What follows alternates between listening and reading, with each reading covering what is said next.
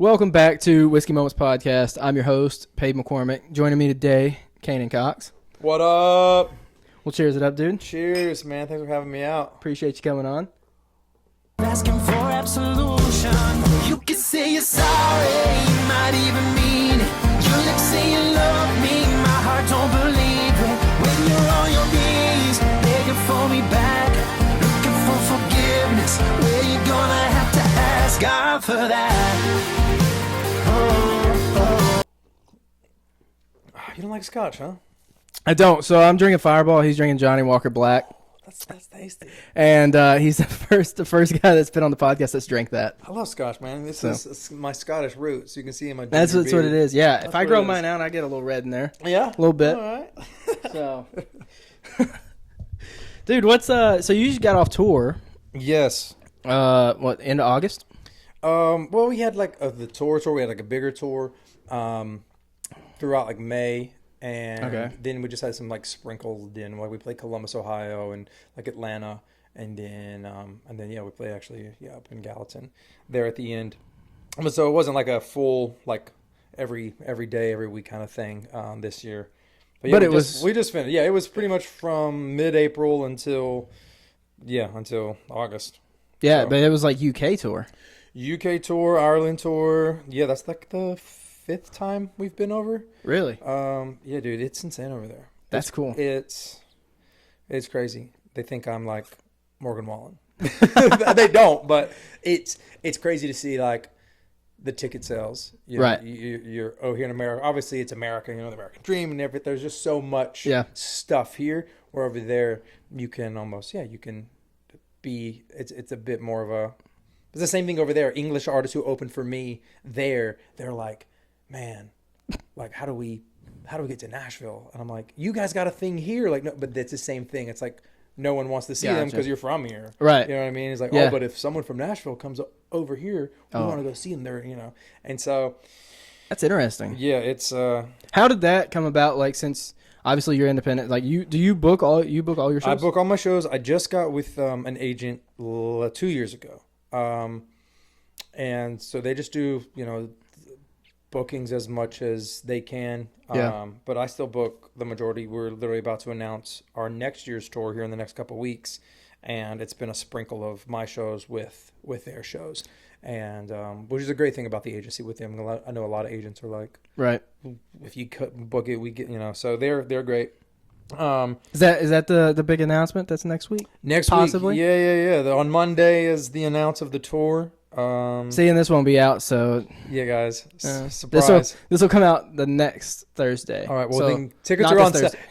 Tickets will be on sale then. All right, tickets are Maybe on we'll sale. link it. Link it, do it. The We Out Here tour. That is real. But how did what come about? What did you ask? The UK? Yeah, like how did you well, was that you said you've been over there 5 years? I've been over there since 2018. So you were booking that though. I booked all like anything that you've ever seen me other than like last year's. We did a really big tour. Like just we were out for a month.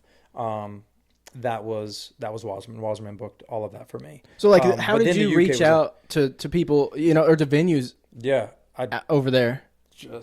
You just Google live music venue in where. I mean, it's how I've been booking literally everything. I mean, I moved to town in 2017, the end of 2017. And I mean, that's what I did, like playing just like acoustic shows by myself. So I just wanted to play anywhere but downtown. I played downtown for a while and then, but just I knew for a fact, like I just wanted to go and play my, other stuff. And so, I mean, it'd be everywhere from just like live music in Appleton, Wisconsin, you know what I mean? And we'd go up and I played a bunch. I did about a year or two acoustically, did the thing, build a fan base. Then I got the band together, go back to those places, but we did like full band shows. Right. And then do that enough, you get tired of playing covers. And then finally I was just like, I finally got a little bit of oomph and numbers to be able to like, let's go see what we can do ticket wise. And everything just kind of started around like 2022 with like, obviously the music helps, the little change of direction of music and producers and things kind of started to grow. So it was a little easier to send an email, but it's me at a coffee shop being like, I have an email, a really good email. It's just like, this is who I am with like Spotify link, a really good one sheet. Right. And, you know, I do my research. A lot of people ask about booking shows and they're like, how do you do it? I'm like, this. Right. But you know, a lot of the times you can go in and, you know, look at the venue, live music in Denver, Colorado. And like, right. even just from the Google pictures that people have posted, you can kind of tell like, maybe not. There's like a guy with a skull mask and like they're sacrificing a lamb. You know, you're like, they're probably not going to like my, you know. But they might. Ballad. They might. Let's go. No. And so it's like, cool. Like, so you narrow it down and you can see it. And then like, look at, if it's a venue, like I look at their dates.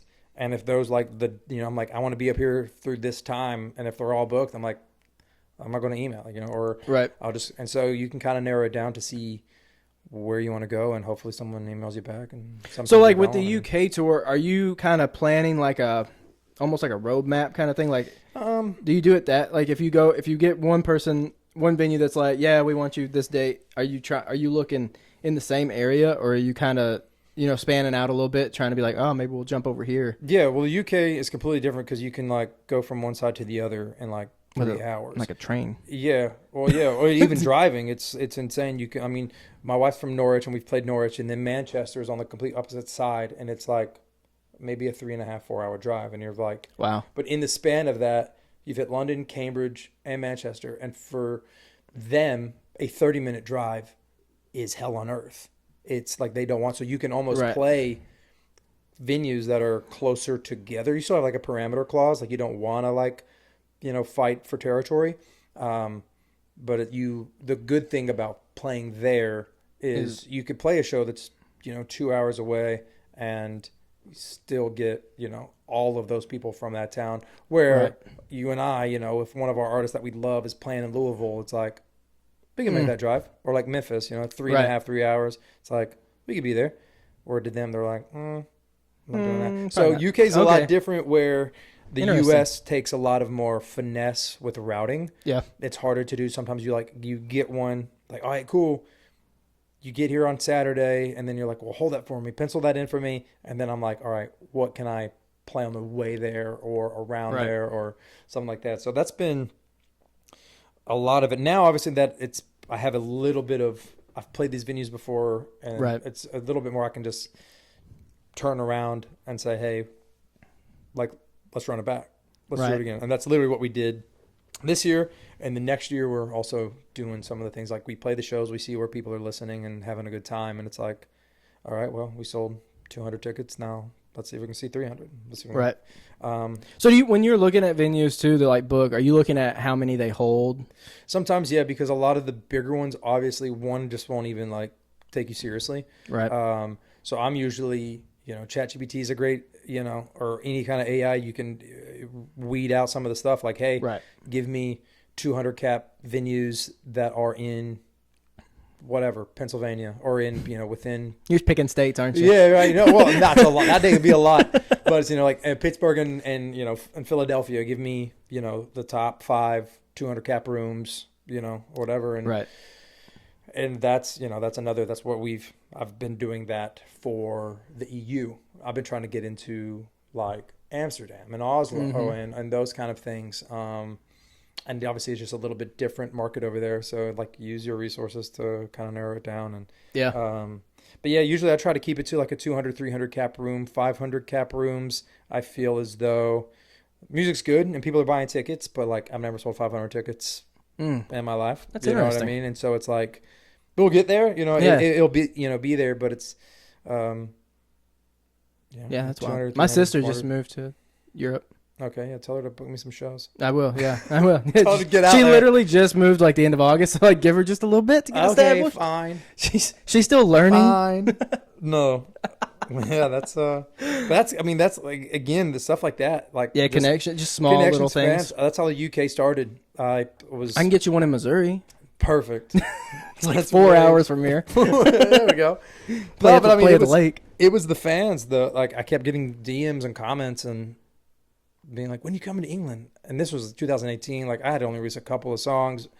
Of course, like just a few people had heard it, but then they kept happening. They're like, when are you coming here? And I'm like, never. You're like book me a venue. Yeah, I'm like, what are you talking? But then it kept happening so much I reached out to them. I was Yeah. like, hey, no, like for real, what venues are around you? And like shoot me them, like tag me, Right. let me know, like give me their, call somebody if you know anyone, a bartender, like a regular, like anyone. And I give credit to them. The first time I went over, it was just me and my guitar. I just took a guarantee. I just was like, give me like 150 pounds and, give me some beer and food and I'll come over and play some shows. And so I played Manchester, Norwich, and London. And it was like, even then there were 150, 200 people in the room. That's and pretty they cool. knew every single word to every song that I'd ever released. That's crazy. And it's weird. Yeah, it's crazy over there because they really listen and they really want to know the stories and they care a lot about, the artistry. Where sometimes I know, no offense, I'm sure there are people here in America who also love that, but it's more, the hype and the glam and the show and the lights and the whole spectacle of it where I actually have to flip a switch in my head. Last year we went and we played a show and it bugged. I got out of the show and I was like, this sucks. Like my band was like, what's up? And I'm like, I'm in a horrible mood. Like that was the worst show. And it wasn't the worst show. It was just the fact that like I'm very high energy. We had like 25 dates in the US and it's a different kind of vibe. And then we go to England and you play the song and you're raging and it's like, yay. Like what's next? And you go, but some stuff I talk really fast and there's a lot of high energy and there's just a different kind of being there, but some stuff goes over their heads or some like jokes don't land or the things it's just different. And I'm like, they hate me. Like they all like I came all this way and these, it was a sold out show. It was in Norwich. It was 200 cap room. It wasn't this year. This year was much better because I knew it going in. I changed my expectation, not my expectation, but it's just how I delivered the show. Right. Anyways, again, as we talked about before, you get on a tangent about stuff. But yeah, that's the fans booked the first one because they messaged. They were like, there's this venue, here, and here. And I made an email, messaged them, and then went back to my fans and said, hey, go tag them on Facebook and tell them like, hey, Canaan sent you an email. He's a great artist. We want to see him here. And they did. And I came over. That's wild. Saw the love for the shows and then literally said next year we're coming back full band and we're selling tickets. Yeah. And we've went every year except for 2020 and 2021. COVID. Because COVID and just like the stuff, 2021 was still pretty COVID-y. Is it hard to get your stuff over? You fly over there? Obviously. Yes. Yeah, we fly. We just take our like our instruments. Well, the last 2 years, Martin guitars have been so cool with me. They'll just like lend me one while I'm over there. Okay, that's cool. We did the same thing in Australia as well. They've been such Australia. You see any like giant spiders or anything? I didn't see. Yeah, that's like way more in the Midlands. We were just like Melbourne, Brisbane, and Sydney. I'm so scared to go to Australia, dude. They got like the 7 plagues over there, dude. It's so beautiful down there. Obviously, we didn't go into the outback. We didn't go there. We just were in the cities. But they've been great. But it's not too hard to get we just rent.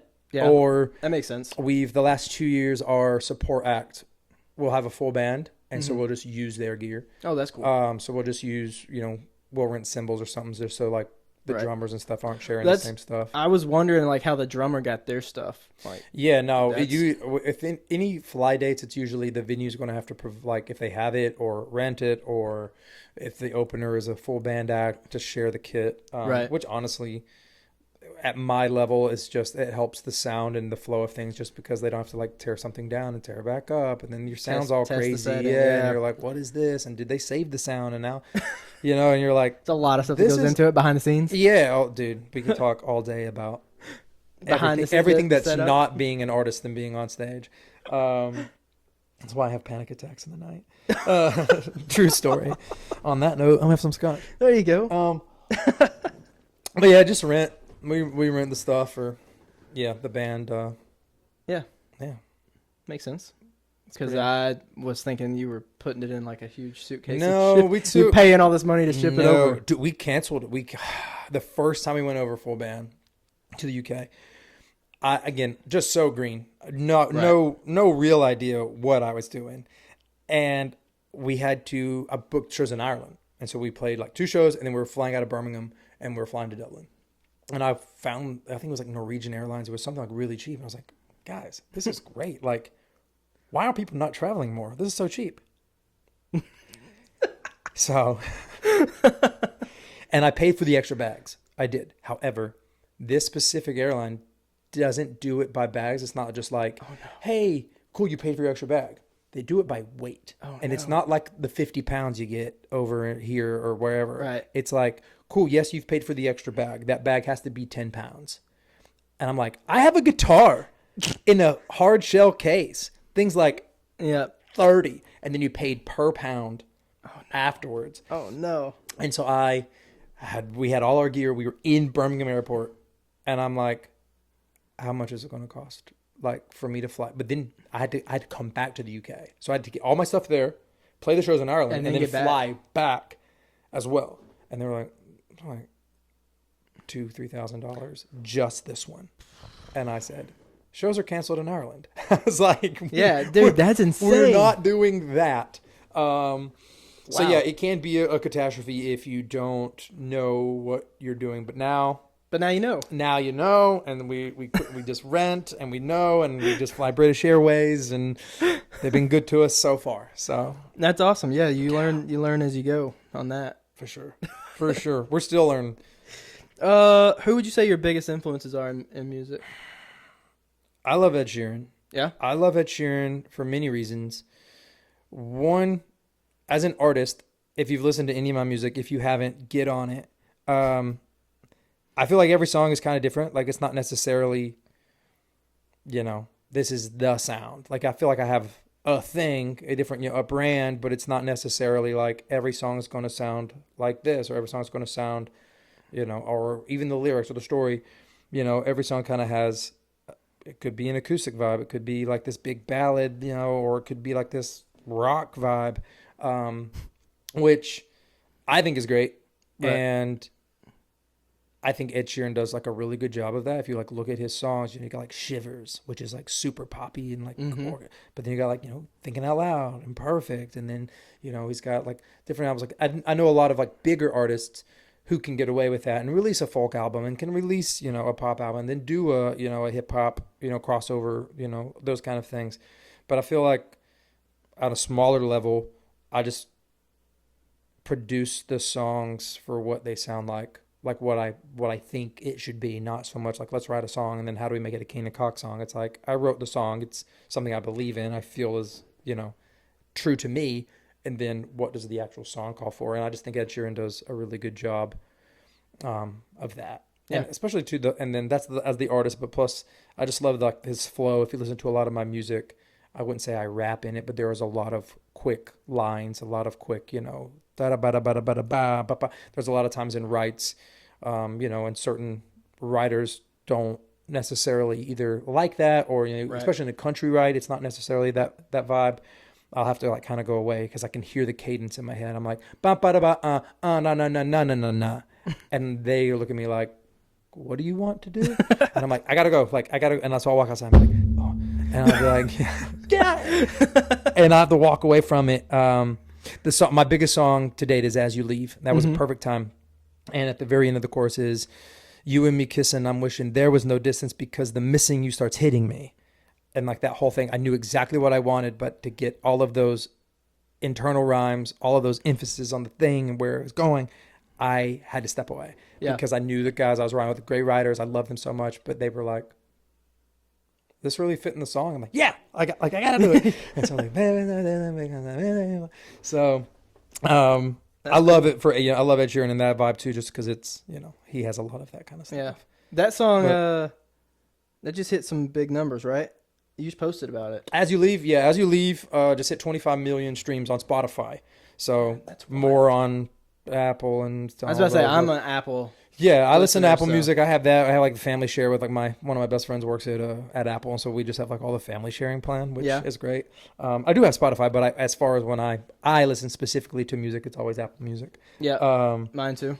Yes. So it's you have this like the songs I listen to, I always gravitate towards what I call sad boy music. Yeah. And it's like your music is like, to me, sad love story music. Yeah, it's like sad boy pop. Like I don't know if As You Leave would be sad boy pop. Right? No, it sounds. My favorite thing is writing like either a sad song, but then putting it to like something you'd crank out. Like Yeah. Hate Me More is one of my favorite examples of that. Hate Me More is, like, it's super sad. It's like, I tell everyone I hate you, but the truth is I hate me more because I'm still in love with you. And it's so sad, but the whole song's like, yeah, tell everyone I hate you, yeah. And So it's super sad, but you just and that's blaring my it. favorite thing to do is like, how do we write a really, really sad song, but like it feels like an anthem? Yeah. And then of course we have like the sad songs too. But Twice. Twice Twice is one of my favorites. Very sad. 1%. 1%. Super sad. I actually Yes. just found that song like 2 weeks ago. Yeah, Still discovering your music. dude, great. I'm glad. So is the rest of the world, which is And the one you just released, Ask God for That. ask God for that. Yeah, that one's fantastic. Dude, too. that one is fun. Like It's kind of upbeat. it's super. Kind of like a punch to the face. I It's like a punch. Yeah, it's. I like it. I forgot when I wrote that song. Like I knew someone said that to me. Like, oh, you have to ask God for that. You know what I mean? Like in passing, just probably some waiter at Waffle House or something. You know what I mean? And I was like, it. Right. that's cool. That's a cool idea. And then bringing it to a write. And I remember in the write with Scott Stepikoff and Andrew Beeson, who were my co-writers at Smack. They the first line of the song is, "What do you want from me?" And I love the whole first verse because of like just how it puts you right there. But then I was trying to explain to them like, no, like this is that, like, like you're there and you're doing something and she shows up and you're just like, what? And they weren't, they were getting it, but they were there. And so I was like, do you know that scene in The Notebook? And they were like, what? And I was like, but like The Notebook. And this is, by the way, not the first time I've referenced a ton of movies for songwriting. I was like, that scene. And they were like, no, I don't like, and Andrew was like, I've never seen it. And I was like, YouTube, got it. And there's that scene in The Notebook where Ryan Gosling is like, what do you want? He's like, GD, what do you want? And What do you want? What do you want? It's not that simple. What do you want? they're crying, they're fighting. And I was like, that is the emotion. Like, he's so fun. Like, it's not a mean thing. It's not like He's but it's frustrated. It's Super frustrated, frustrated. and I know you, and the whole rest of that line is like, I know you came all this way. Like, you've got something to say. Like, there's a history there. Like, and so it was just funny when it's such an aggressive song, and it's like that song actually came from a scene from The Notebook, you know. But it's that emotion. But yeah, that's also a fun Ed Sheeran, like quick-witted, quick words. In it as well, but. Yeah, man. Keep on listening to the tunes. Dude, I am. There's another one. I can't remember the name. I downloaded it with 1%, like back to back, and I cannot. Was it slower? Piano vibes? Or? It was still a sad song. Well, I think it was a sad song. I don't know. I could just list all my songs. Yeah, I have no. Couldn't Break tell you. It? Nope. Break It's really sad. No, it was sad though. Yeah. It was. I don't know what song it was, I but don't know. I cried. I cried a lot. So you said you moved here in 2017 Yes. from North Carolina. Yes, North Carolina. So Hendersonville. Hendersonville, North Carolina? Yes. Is that where you were like raised? Born and raised. It's Asheville, but just itself. No one ever knows where Hendersonville is. They just think it's Hendersonville, Yeah. Tennessee. But yeah, Asheville up in the woods, up in the mountains. But yeah, born and raised. Yeah. And mom still plays in like a little southern rock country band. So Like- your family's musically inclined then? Mom and dad, like grandparents, but as far as like my siblings go, I've got a bunch of sisters and a brother, and like my brother, plays electric, and he dabbles in. My little sisters also play and sing and stuff, but everyone else just kind of missed the wagon on being able to carry a tune or play an instrument or anything like that. Did you do that in high school? Did you like play in high school? Yeah, so I mean, I grew up obviously with them. Like I was literally telling my son last night. Because he came to the show in Gallatin, which was kid friendly, and he was there, and I was like, George, Mimi and Papa all used to play, and I used to go when I was your age and watch them play, and I'd get up, and my song, I would always sing Rocky Top. That was my song with the band. And I'd go, and so yeah, I grew up with it and played. I learned how to play the mandolin first, and then quickly realized that it's the same fingerings as the violin, and I was like struggling to play the violin in like middle school, like in 6th grade, and then my teacher randomly one day was like, "It's the same fingerings as a mandolin," and I was like. I was like, I know 8,000 songs on this already. So that was cool. And then guitar and piano and stuff like that. So I definitely grew up with music around. Right.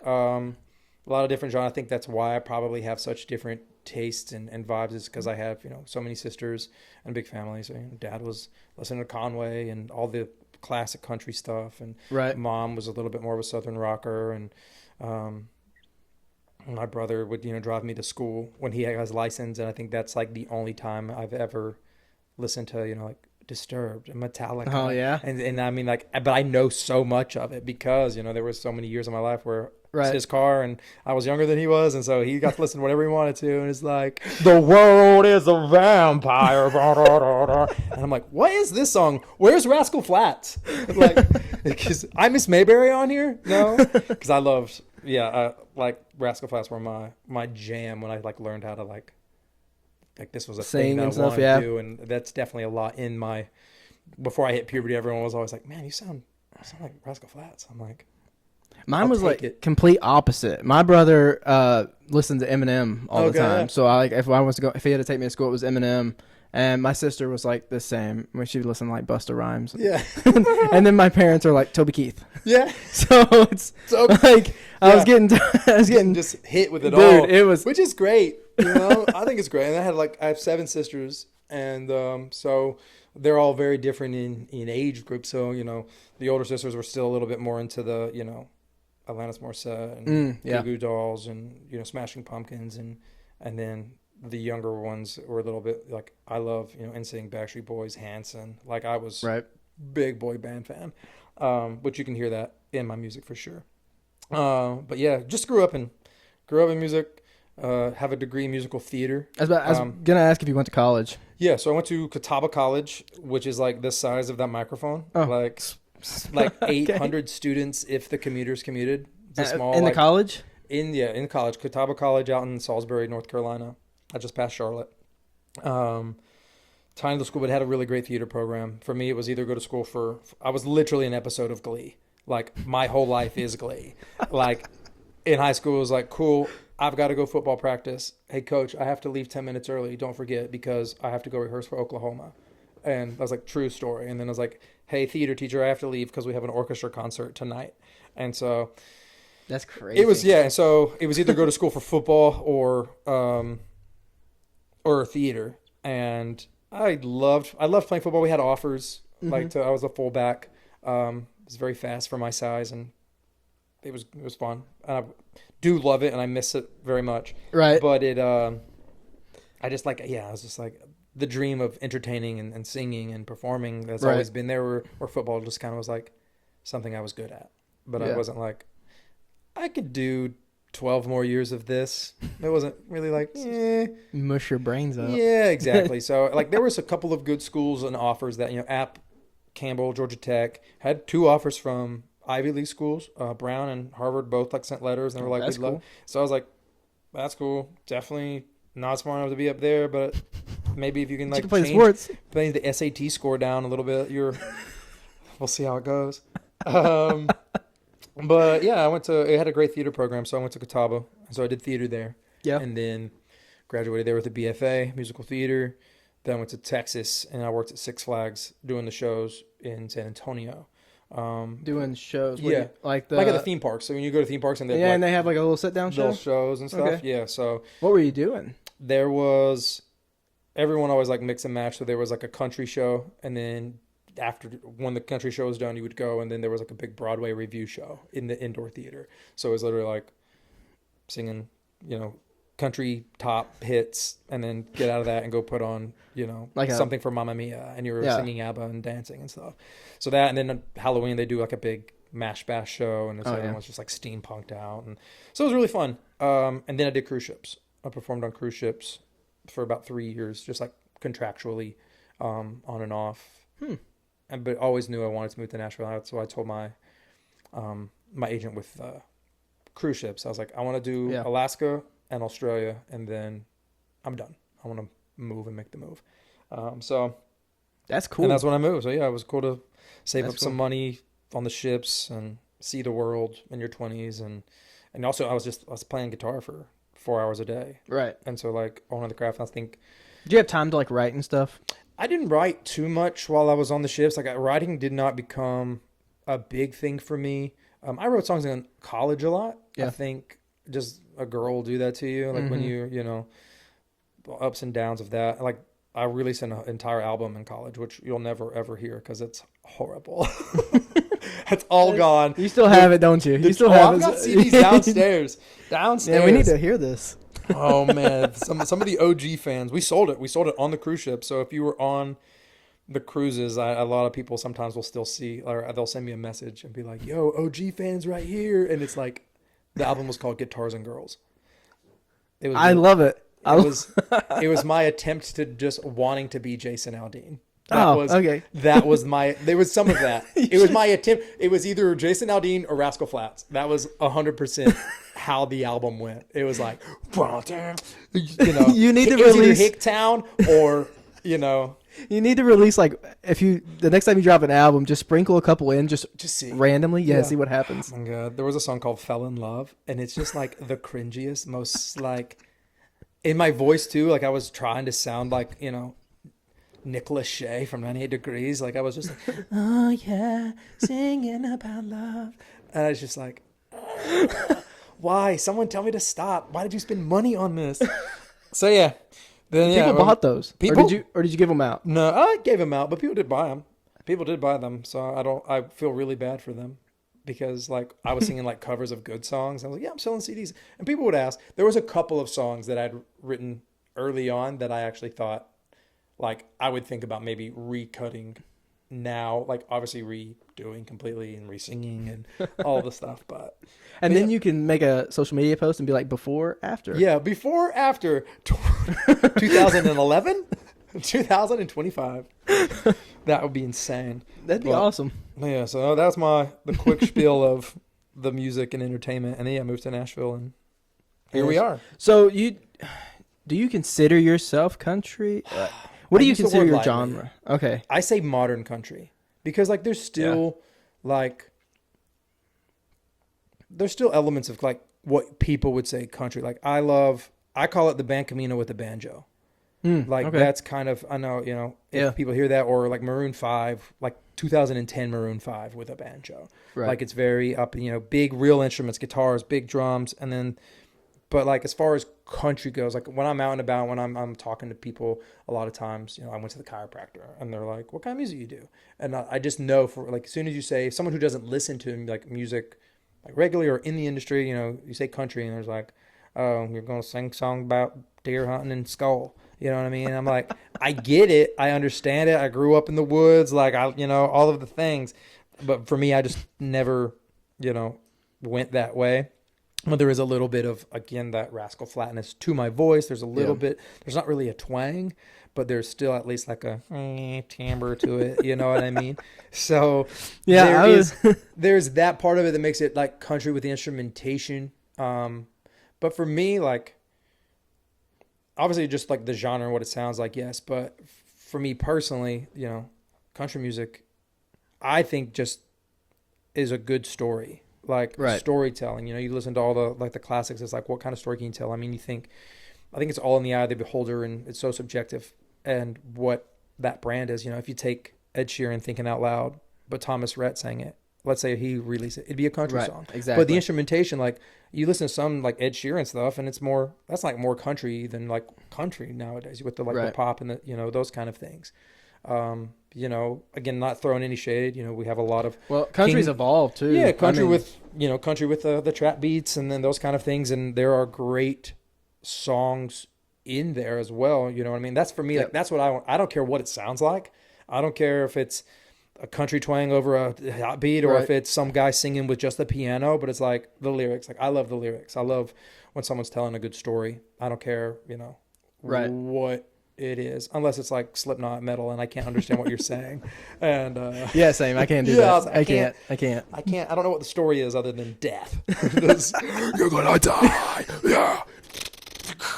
So I'm like, that's pretty good. Yeah, thanks.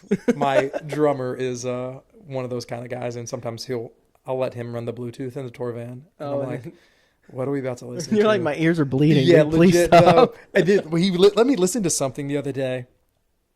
And I couldn't hear like a single word. They were singing something, but I was like, do you even know what the lyrics are to this? He's like, yeah. No, he didn't. Oh. He was like, oh, it's my favorite band. I'm like, how do you have a favorite band but you don't even know what the words are, like, to a song? Obviously, everyone's different. He's a drummer, so he's probably listening to the, and that's what he loves. You let him do that, like in practice? He never has a double kick, but I do let him like play. Like, we're very free on my stage. Like, every time we go out, the cheers is take chances. Like, I would rather you mess up and like try something really cool and have fun than be a robot every single night and play the same note all the time. And so sometimes it's good, sometimes not. But yeah. So, but then he looked at the words, so he Googled it. He was like, "What are they?" And he started reading, and then he kind of was like put off. He was like, "Oh, this is like really weird stuff." And it was like, I don't know what the name of the band was, but it was just like, think of just like the weirdest combinations, like dead babies and all. I'm just like, yeah, this is what you're listening to. Yeah. Like, turn this. He didn't even know. Yeah, he didn't. He's like, "Oh, I love this band," and I'm like reading the lyrics out loud, and it's like a horrible cult seance, and I'm like, no. Put something else on. Put on some show tunes. You pull up to the venue, and that's just blaring out the window. Yeah. You're like, wait, who is this? I thought we had this country tonight. What's up? Got eyeliner on? Yeah, that'd be the day. No thanks. All right, let's see. Oh, we'll do a Would You Rather. I do it. All right. Let's see. That's nasty. Would you rather bathe in dishwater or wash dishes in your bathwater? Wash dishes in my bathwater. Yeah, I have the most sensitive skin on the world, and if I took a bath in my dishwater, I would just be a pimple. I would just be one, because I just that would be so disgusting. Gross. Gross either way. Yes. All right. Do you come up with your music video ideas? Like, are you the main director? Yeah. Director, editor, producer, location scout, PA. I love to do it. I love to do, again, musical theater degree. I come up with the ideas, and then it's not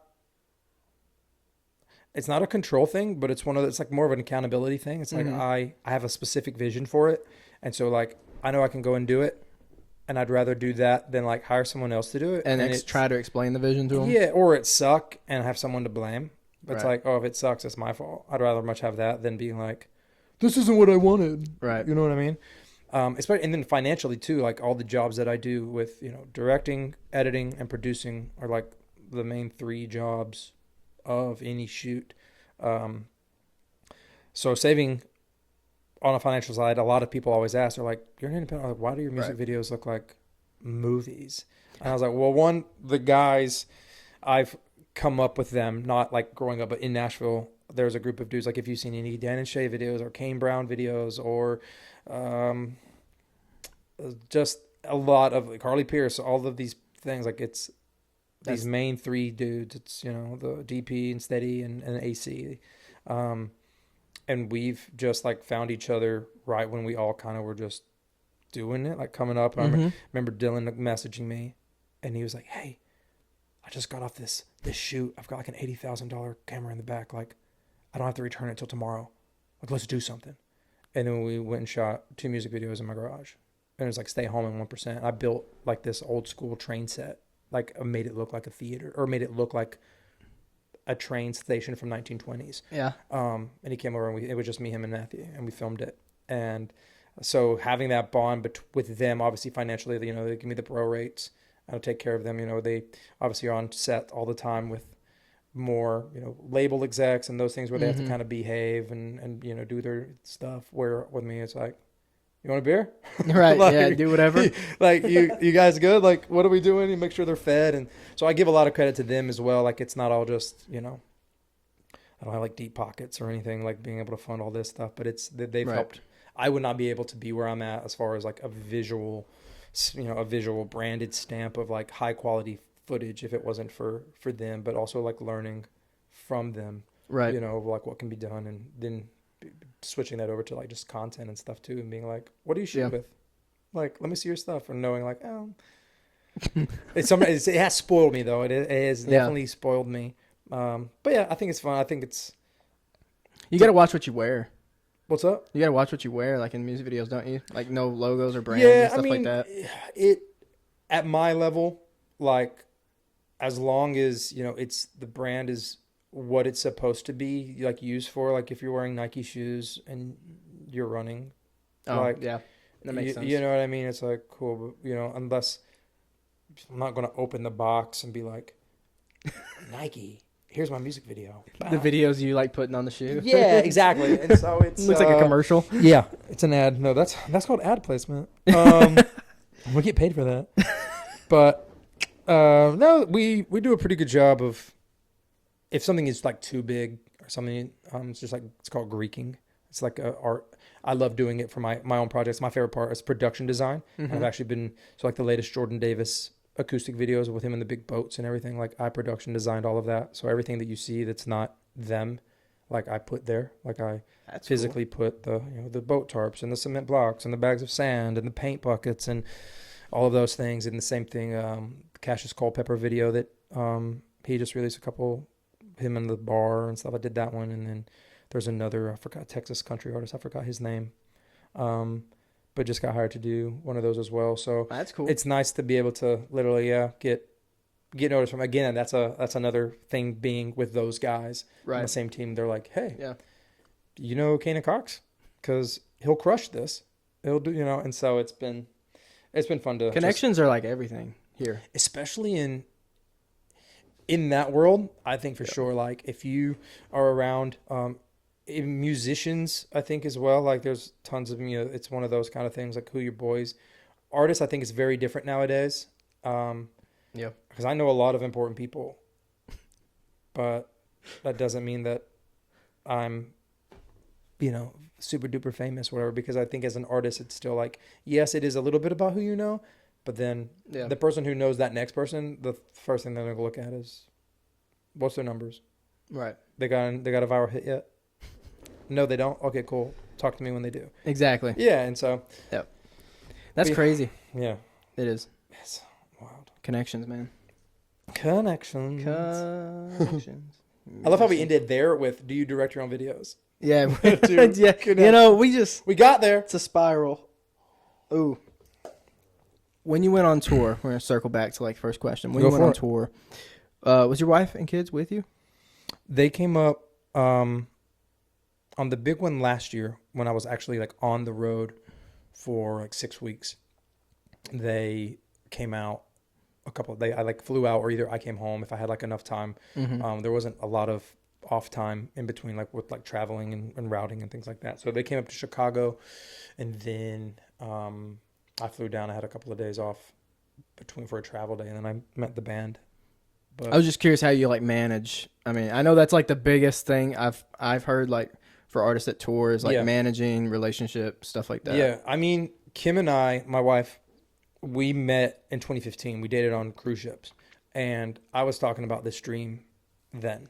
Like on ships, I'm like, I'm gonna move to Nashville. I want to be a country music star. I want to be in movies. I'm gonna do it. Like, watch me.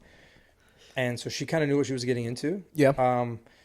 And I always tell her, not jokingly tell her, I always tell her, I'm like, if it wasn't you, it'd be no one. Because I honestly don't think that like meeting someone new, not knowing like that ambition and that drive since the beginning of, since I was old enough to think that they wouldn't get it. Like being on the road, or like what it takes, and like even just the investment of, I've got to pay $3,000 for a song. I'm like, do it. Go for it. You know what I mean? Right. So yeah, it is. She's great at it. When we did that tour, I remember my agent messaged me the email, and it had all the dates on it. And like, yes, I was like literally everything that I've been working on, it came to fruition. But then also like she was like there right beside me, and I just had a pit in my stomach of like, oh my God, I'm going to miss you. And this can be hard. And my little man, he was like, 5 at the time, 5 then. And we just had a baby. Right. Billy was born in February, and we left in April. So she was like a month, 2 months old. Yeah. So that was really rough. Just the missing side of it. Kimberly kicked ass at you know, she knew what she was doing, and she killed it. And there was never once, you know, ever did I ever feel like she was like, oh my God, blah, blah, blah, you got to come home. Or she's, you know, she had those like bad days and things like that, but Right. she's like the best woman on the planet Earth. So I do miss them. That helps. I do miss them, and it's rough, but knowing that she is just so much stronger than I ever have been, that helps a ton. It makes it tolerable. Yeah, it makes it way easier.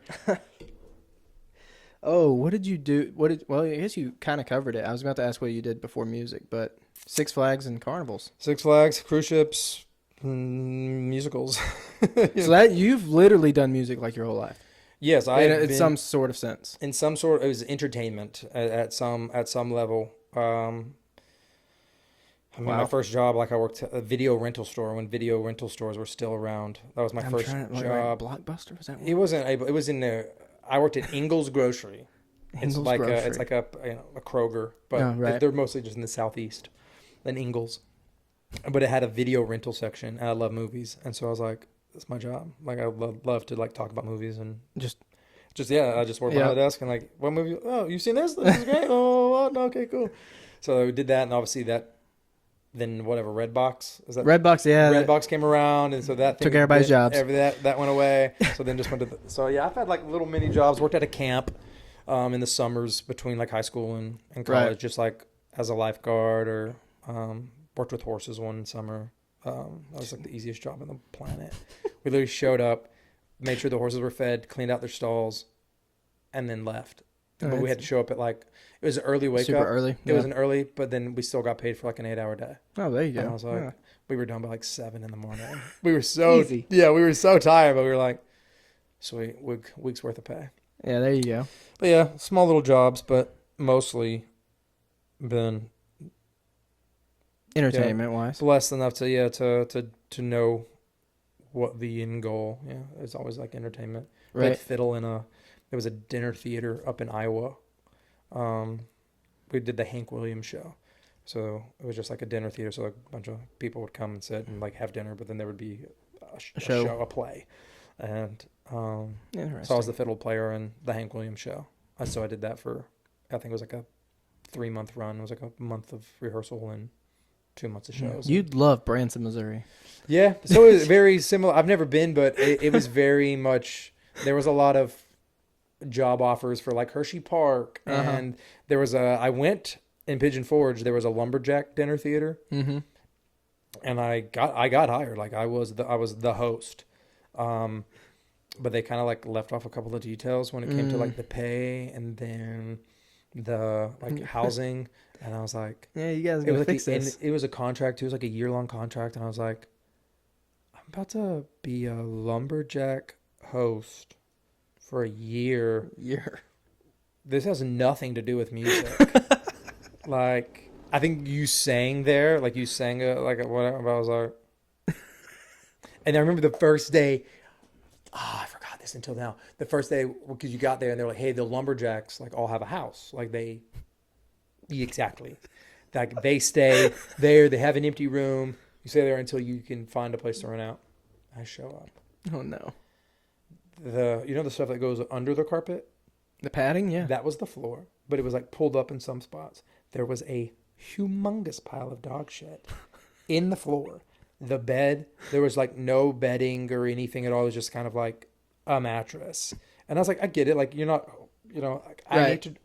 but in my brain, I just figured like they have a room. Like, it'd be decent. It'd be something. This was like a construction site.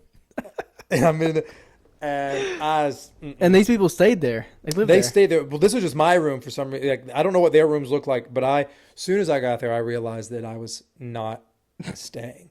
So I stayed just long enough to figure out. And that's when I went to play the fiddle up in Iowa, because I had passed on the offer, because I was like, you know what? Actually, I'm going to do this. This is more money, and I feel like a little bit closer to home. I was way the heck up there. And then I called back. I was like, hey, dude, is it too late? Like, I will leave. And I did. I literally packed my bags. I think I stayed the night just to be able to like stay there, and then packed all my stuff up early in the morning and drove off. And then that's crazy. I called the guys. I was like, hey, I got another job offer, and bye. I can't do this. So yeah, I've had plenty of non-music things. Yeah, But that's a good one. yeah, the lumberjack theater. Oh, dude, I gave you a bunch of bad would you rathers. Let's hear it. All right. Would you rather drink sour milk or brush your teeth with soap? Brush my teeth with soap. I would vomit Yeah, if I drink sour milk. Yeah, I would too. But soap, I mean, toothpaste and soap, like, is there much of a difference than, like, menthol and soap? You know what I mean? It all is pretty bitter. That's true. Yeah, so. It's pretty gross. Yeah, no. For sure. Yeah, I wouldn't drink the sour milk. I'd take the soap. Give me some of that Dove classic. Drinking sour milk. I've probably had it before. Well, I probably On have. purpose. Not on purpose. Like, ah! We left the Scottish cheese in here. Like, no, that's it. Oh, are you planning on dropping more singles this year? Yes, so I am on a music rampage. I'm gonna drop in a song every 4 weeks until tour. So if you're watching, so a few things dropped 6 weeks ago. Ask God for That dropped 2 weeks ago. So 2 weeks from now. So the end of September, there's another song coming out. It's a little bit more Halloween vibes is why. It's cool. One of those songs like I wouldn't release if it wasn't for Halloween, but it's like one of those songs that's like it's a cool enough song and a fun enough song that it could just come back every year. You know what I mean? It's like November, December, January, February, March, and then we're on tour. So is there an album in the works or an EP? I hate albums as an independent artist. That's fair. It's just, I know, like, fans are always like, when's the album coming out? And, but I've done an album in 2022. I did an EP in 2023, both because my distributor at the time, and distributors I think will tell you, they're always like, oh, DSPs, Spotify. Yeah. All of them, Apple, they care about projects. I was like, yeah, maybe if I'm 42 songs and I'm Morgan Wallen, because they'll stream that thing 800 million times. Mm-hmm. But if I historically, analytically, look at myself, I love running my business, and I'm looking at it, I'm like, this is what happened when I released an album. That's how much money I spent, and this is how much, it didn't work. Right. Things that weren't a single. It's the EP. Here's this. Same thing happened. And then at the beginning or last year, went with a different distributor, and they said the same thing. And I showed them that. And they were like, no, you should. And I kind of hate myself for it because it was a new, I wanted to do right by them as a new distribution. And I was like, no, let me see what I can do. And it was rushed. We had the baby on the way. We had the tour on the way. Right. A lot of my producers were too busy. So I had to work with some folks that I hadn't worked with. And so I had to just kind of do that kind of thing. And so I, at that point, since then, was like, no, not again. Maybe if something is a compilation of things and there's I find something connects really well, and it's okay, here's some momentum, then maybe I'll take these last, 4 songs and we can drop in, maybe 4 more, and it's a collective thing that we can, put on a vinyl and, sell it as a project. But as far as building up to, an album release, it's just a singles game right now. Yeah. I prefer singles, honestly. I mean, me and one of my producer buddies, we were talking about this. People just aren't listening to albums the way they used to. No, because you used to go buy a CD, right, and play it, and no one. For me, I'm not gonna. If someone releases an album, apart from Morgan Wallen, I'm not gonna go click in that album and just hit shuffle and listen to the whole thing. You know, I most likely won't, because you've probably teased every song, so I know which ones I want to hear. Mm-hmm. So I'm just gonna go to those and download them. Listen to those, and also just time. You know what I mean? Not that, but just with the Jordan. I love Jordan Davis, and it took me he came out with his album, and it took me. We went to Atlanta for a show, and I was like, actually, no one talk. I want to listen to it. I had to make a point. Mm-hmm. But again, that was a 4-hour drive to listen to an album from top to bottom and actually retain it. But it took me that long. Russell Dickerson, same thing. I was like Jordan on the way, Russell on the way back, and then Sabrina Carpenter just dropped one, and I was like, I listened to it on the way to the gym and back. So I was like, cool, I got 3 songs in there. And like, let me try. But sometimes I forget. And I still haven't listened to the thing like top to bottom. And so I feel as though if you're not at that level, I don't think people are consuming it in that way. Mm-hmm. And then also financially speaking, like the attention. I mean, even now, even with singles, like I'll drop a single. Ask God for that perfect example. Dropped, did really well. Like it does well. Like, I don't get much playlisting again. Like 1% of my streams come from editorial playlists. Like I'm not at the mercy of someone putting my stuff on a playlist. It's all algorithmic based, or people like just actually searching my name and listening to it. Yeah, which is great. That being said, the first week out, then it's got the new daily, the new weekly thing. It's in there for a week, but then new music drops, and so you kind of get not kicked out of the algorithm, but it's it's just like a feed. It's just like a post. Like you post it, it's not just all just going to crank forever. Right. But even then, so the attention is just it's gone, and it's like I can spend whatever $2,000 to $3,000 on a song and really like milk this content wise and focus on it and let my fans know, and then a month later be able to do this instead of being like, hey guys, because that's the same thing is going to happen, and it has happened. You get a week of like, woohoo, album, but it's like, no, like, but did you hear these other songs? Right. Did you hear these other ones? No, you didn't. And then you're just like, and it's like Spotify and algorithm, all of that stuff. They're just like, hey, when's the next one? What's next? And you're like, I just dropped like a down payment on a house. I just dropped like $50,000 on this album. Are you guys not listening to it? You're all like, what's next? You want yeah, exactly. So being able to spread, you do that. If you do what I'm doing right now, and the reason I'm doing the 4-week thing is, again, it's attention. It's one of those things where you can kind of not just keep the numbers healthy, but we wrote a lot at the beginning of this year, and so I feel like I've been sitting on a bunch of songs. That's what I was going to ask too. Like you already have the songs planned they're out. Not. They're planned out. They're not fully like mastered and mixed and stuff, but like we have, we had just got a master last week, or literally yesterday, another tune, and so we're just kind of staying, 3 months ahead. Do you tease those before you drop them? Like I don't personally remember seeing Ask God for that teased before it dropped. Was it? Yeah, I didn't do it too much. Okay. That one more specifically was because I had like actual footage that I wanted to use for the release, and so I only teased like I think 2 or 3, at least on Instagram. Yeah. On Instagram, on TikTok, it's a little bit. They don't care. You can just like post whatever as many times. They really don't care. Yeah, they don't. So like I did car videos, I did different videos, I did me sitting here videos, I did like high quality videos, and to get pre-saves. But also like I think I stopped promoting as much as I used to do, just because I think people are so tired of hitting pre-save.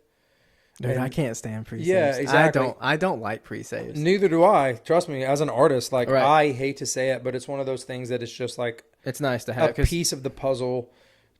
Like when we release a song, I have to fill out for my distributor like marketing drivers and like how's the song, and does the song have any UGCs, and how many pre-saves does it have, and it's all of these things.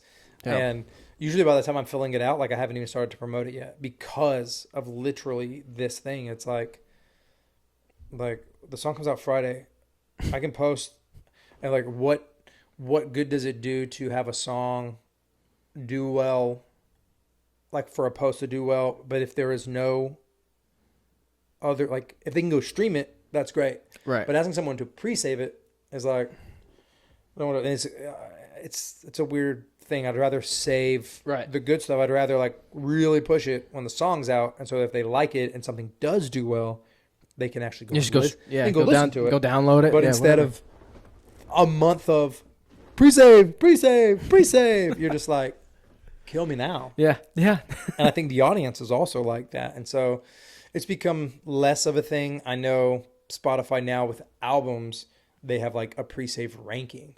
Interesting. Like of albums, so you can go and like look. They'll put, it's almost like a chart, like a Billboard chart, but it's on Spotify of like the most pre-saved album, so you can kind of see how excited people are. But it's only for albums, not singles. Okay. And so, I think it's fine, but I do think it's just another Yeah. another thing as an artist That's that another thing you have to worry about. another thing that creates this whole like comparison of like there's another chart that I'm not on.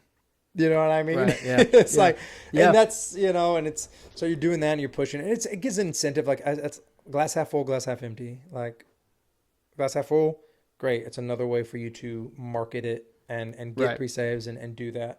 As the bad, glass half empty, it's like, now do we pre-save 6 months in advance?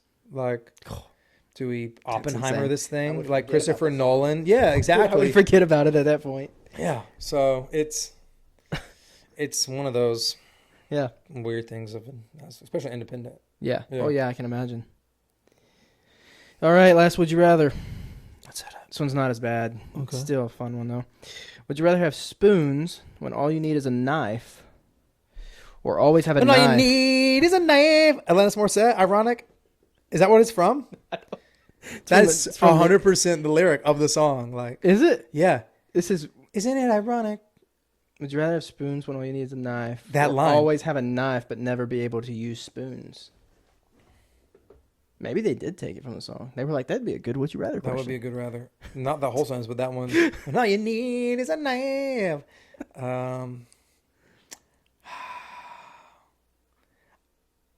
I would take the latter. I would rather have a knife and just never have a spoon. And never be able to use spoons? Yeah, because there's like, I don't know. If it's something like soup, cereal, you can just drink it out of the bowl. That's true. That's You know true. what I mean? You can just... And it's technically, you could use a fork for yeah, cereal. Yeah. Maybe not. But like, if you got a Steak? 16-ounce steak and you got a spoon, like, you're going to look... You're just gonna eat grab like it. corn out of the cob. So I'd much rather just like drink a bowl of cereal, which looks normal, than That's true. just rip Manhandle a it. pork chop and just like... You're at a fancy restaurant and Yeah. you're all dressed up and you're just like, all right. Yeah, they're like, hey man, we know who you are. No knives for you. But do you need a spoon for that steak? No. You sit down in the little folded napkin. There's Yeah. one fork and 3 spoons. Yeah, everyone else got a knife, and you're like, not for you. Not for you. Not so for you. Oh, Cool. That's all I got, man. sweet deal, man. Well, thanks for having me on. Yeah, Cheers. dude. I'm definitely beat you. Yeah, you did. I What the appreciate you coming on. Hell. And I talk way more than you. You did. But cheers. Thanks for having me on.